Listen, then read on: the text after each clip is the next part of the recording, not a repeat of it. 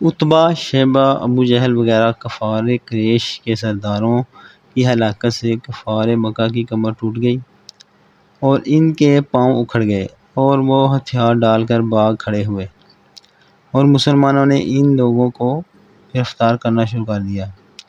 اس جنگ میں کفار کے 70 آدمی قتل اور 70 آدمی گرفتار ہوئے، باقی اپنا سامان چھوڑ کر فرار ہو گئے۔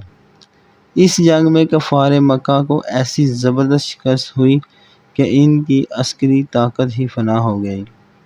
کفار قریش کے بڑے بڑے نامور سردار جو بہادری اور فن سپاہ گری میں یکتائے روزگار تھے، ایک ایک کر کے سب موت کے گھاٹ اتار دیے گئے۔ ان ناموروں میں اتبا، شیبہ، ابو جہل، ابو الخبتری، زمع، عاص بن ہشام، امیہ بن خلف، منبع بن الحجاج، عقبہ بن ابی معیط، نضر بن الحارث وغیرہ قریش کے سرتاج تھے، یہ سب مارے گئے۔